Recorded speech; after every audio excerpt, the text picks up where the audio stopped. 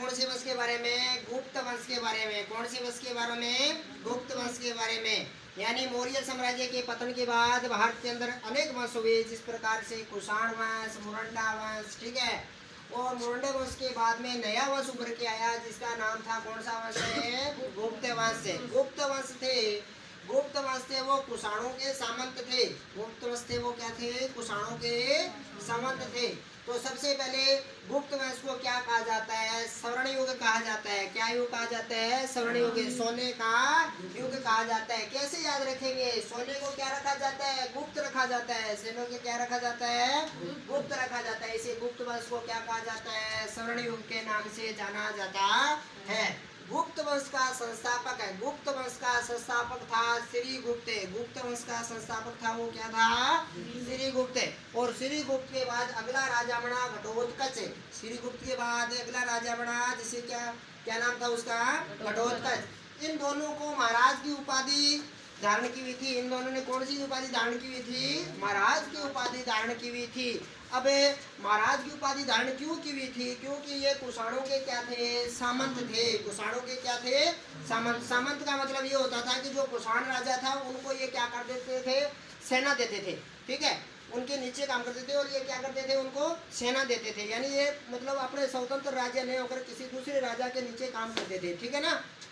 उसके बाद अगला राजा बना कौन है? चंद्रगुप्त प्रथम। कौन राजा बना? चंद्रगुप्त प्रथम। चंद्रगुप्त प्रथम को महाराजा धीराज की उपाधि प्राप्त हुई। यानी आपको पूछे कि श्रीगुप्त का संस्थापक, गुप्त वंश का संस्थापक कौन है, तो श्रीगुप्त। और अगर पूछे कि गुप्त वंश का वास्तविक संस्थापक कौन है, तो वास्तविक संस्थापक है वो कौन है? चंद्रगुप्त प्रथम, क्योंकि इसने ही महाराजा धीराज की उपाधि धारण की थी, ठीक है।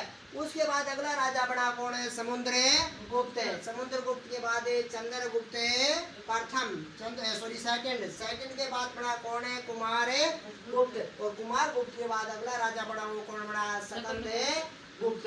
कौन सा बना? स्कंदगुप्त।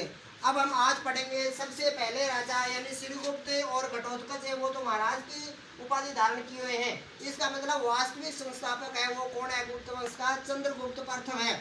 सबसे पहले हम अध्ययन करेंगे किसके बारे में? चंद्रगुप्त प्रथम के बारे में। इसका शासनकाल रहा 320 से 335 ईस्वी तक। यानी ये घटोत्कच का बेटा था। घटोत्कच का क्या था? बेटा था। तो घटोत्कच के बाद क्या बना था? राजा बना था। घटोत्कच के बाद ये क्या बना था? राजा बना था। और इसने किसकी उपाधि धारण की थी? महाराजा धीराज की पदवी धारण की थी। इन्होंने तो किसकी धारण की थी? महाराज की उपाधि। और चंद्रगुप्त प्रथम ने कौन सी उपाधि धारण की? महाराजा धीराज। यानी अब ये सामंत नहीं रहे, अब ये क्या नहीं रहे? सामंत नहीं रहे, ठीक है ना। उसके बाद क्या करता है कि उसने लिच्छवी राजकुमारी कुमार देवी के साथ क्या किया था? विवाह किया था। यानी विवाह की नीति के माध्यम से इसने क्या किया था? अपने क्षेत्र को बढ़ाया था। और चंद्रगुप्त प्रथम ने 319 ईस्वी में, चंद्रगुप्त प्रथम ने 319 ईस्वी में एक संवत चलाई जिसका नाम था, क्या था? गुप्त संवत। और इस संवत का प्रयोग किसने किया था? चंद्रगुप्त द्वितीय ने। चलाई तो किसने थी?